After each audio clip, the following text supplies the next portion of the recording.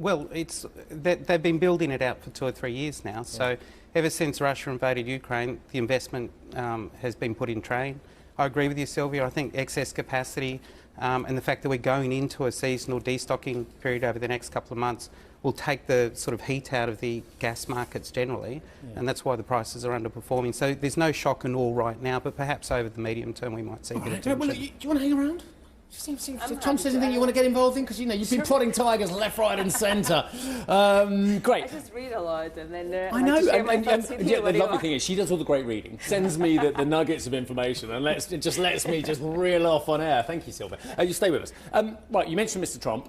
Yes, lovely guy. How will Trump change your world? How will Mr Trump change the resources world? Well, I mean, I don't really need to guess because he's already given me a playbook back in 2018-19, so we sort of know what his game plan is.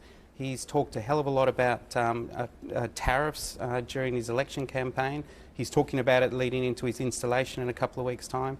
So I think everyone should sort of go back to 2018-19 and see how commodity prices performed then. And there are really only two commodities that did really well then, and that's gold, obviously, because everyone was concerned and confused, so they bought gold exposure. And the other one is iron ore. So iron ore outperformed gold because what happened then was... what did happen there? Well, China freaked out and said, oh, wow, tariffs, OK, well, we better beef up investment in our own economy. So they went down the steel-intensive route. And they're heavily dependent on imported iron ores, so the iron ore trade boomed and so did the price. So they're your two defensives over the next probably 12 to 18 months. Okay. If I bring it back to gas for a moment, because I might be writing about this later on today. Sure. Just trying to tick every box here.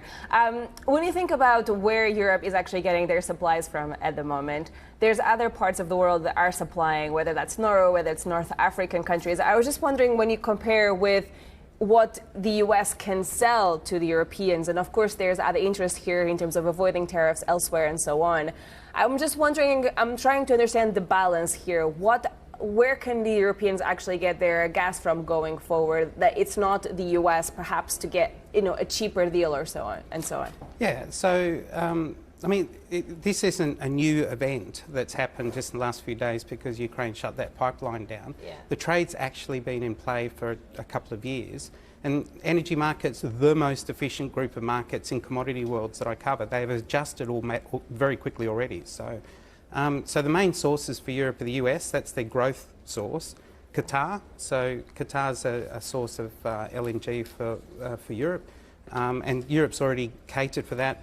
Built gas conversion terminals mainly into Germany, but other sources, a beautiful place I call Australia, so they're also delivering, perhaps not entirely into Europe, but on a relay through Asia into Europe. Their gas is turning up in this part of the world. Shout out to Australia. If you can find my co-anchor, can you send her back? Just saying, for a friend. Anyway, sorry, Sylvia, carry on. You know, and regarding these outages that we're seeing in Norway, are any concerns there? Not at this point. Okay. Because could this actually be a concern going forward? It may create some market tension if those issues aren't resolved, but it's now January. We're now starting, well, we're already seeing the European stockpiles being drawn down, and that'll continue all the way through to about Easter. So there's no real tension in the market. If this was happening 2 or 3 months ago, leading to the restocking into winter, that's a different story. But I think we're okay for the short term anyway.